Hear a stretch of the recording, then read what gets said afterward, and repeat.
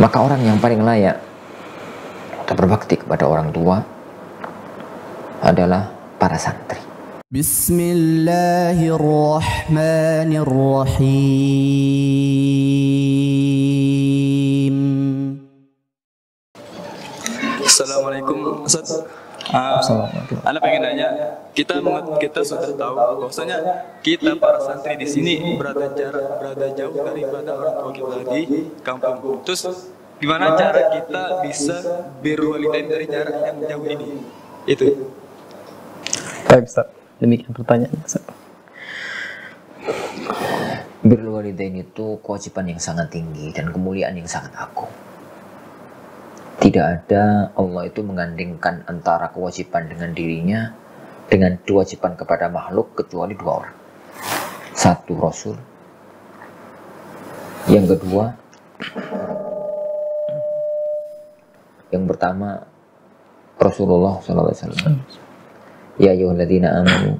Ini afwan kecuali tiga.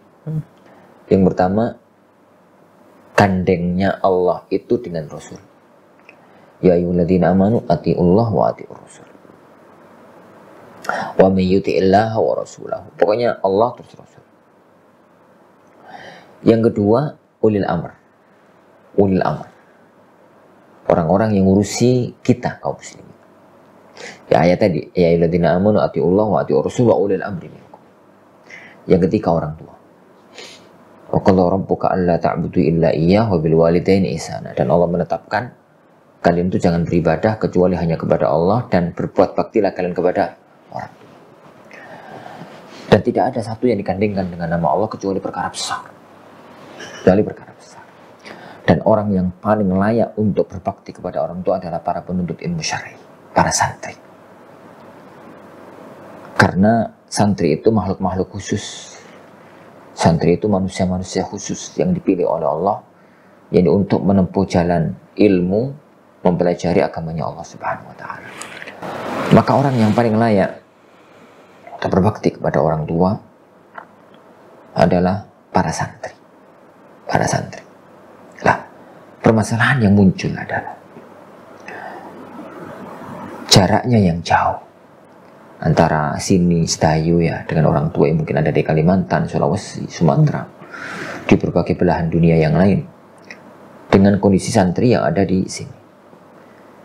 Maka saya katakan tidak ada yang menghalangi antara seorang santri dengan berbuat bakti kepada orang tuanya meskipun jarak yang jauh. Karena sebenarnya keberadaan antum berada di pesantren itu adalah dengan perintah, dengan ridho, dengan dorongan, dengan restu orang tua. Orang tua itu tahu sekali bahwasanya antum kesini itu dengan restu mereka. Maka berbakti pertama, yang paling pertama yang dilakukan oleh santri adalah menjalankan amanat orang tua. Itu bentuk bakti yang paling utama. Orang tua rela ditinggal anaknya, rela kangen dengan anaknya, rela nggak ketemu anaknya, dengan harapan anaknya itu belajar sungguh-sungguh. Maka bakti pertama adalah jalankan amanat orang tua. Belajar sungguh-sungguh. Itu ini bakti pertama. Sebelum yang lain. Ini sebelum yang lain. Karena dengan baktinya kita kepada orang tua itu yang paling mengembirakan orang tua. Apa? Dengan sungguh-sungguhnya kita belajar, kita mendapatkan hasil yang maksimal, itu yang paling membahagiakan orang tua. Yang paling membahagiakan ini orang tua. Itu yang pertama. Yang kedua, doa. Yang kedua, doa. Doa kita untuk orang tua kita yang masih hidup atau yang telah meninggal dunia. Yang masih hidup atau yang telah meninggal dunia. Doakan. Yang ketiga, amal soleh. Beramal soleh selama di pesantren. Karena apa? Kok amal soleh itu masuk dalam bakti? Karena semua amal solehnya anak, maka orang tua mendapat bagian pahala. Semua amalnya anak, maka orang tua mendapatkan bagian pahala. Maksudnya mendapatkan bagian pahala. Maksudnya mendapatkan bagian pahala. Karena kan yang menjadi perantara anak bisa jadi soleh kan karena orang tua. yang melahirkan, yang merawat, dibiayai. Masuklah dalam sabda Rasulullah SAW, man dalla ala khairin falahu mislul ajri fa'ili. Pada siapa yang menunjukkan orang lain berbuat baik, maka dia mendapatkan pahala yang semisalnya. Maka semakin anak itu menjadi anak yang soleh, semakin dia itu bakti kepada orang tuanya. Semakin dia itu bakti kepada orang tuanya. Nah, yang berikutnya baru yang lain. Bagaimana cara berbakti kepada orang tua dari sisi yang lain? Yaitu setiap kali ada kesempatan untuk nelpon orang tua, hubungi orang tua, teleponlah, sekedar telepon, kabar, bagaimana. Kan di pesantren itu ada jadwal. Jadwal telepon itu 2 minggu sekali, kayak seminggu sekali, sebulan sekali, gitu. Hubungilah orang tua. Meskipun nggak ada perlu apa-apa, sekedar ngobrol, ngalor ngidul, kita ngulon, gitu ya, sekedar ngobrol. Begitu, karena orang tua itu akan senang dihubungi sama anaknya, telepon sama anaknya, semacam itu. Tapi itulah ada bakti yang bersifat yang 1, 2, 3 tadi yang mungkin oleh banyak orang itu tidak dianggap atau tidak terbesit bahwasanya itu adalah bakti. Yang dianggap bakti itu mungkin mijeti, bantu, ya apalah gitu ya, ngasih sesuatu itu. Iya, itu bakti. Tapi kadang-kadang hal-hal semacam itu akan terhalangi kalau jarak kita jauh.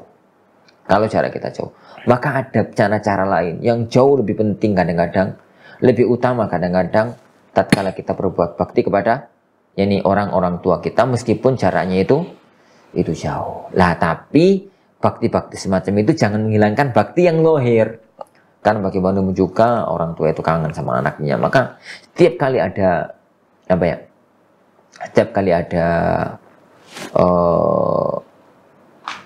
kesempatan untuk telepon, kesempatan untuk menghubungi, hubungilah orang tua. Jadi teleponlah orang tua.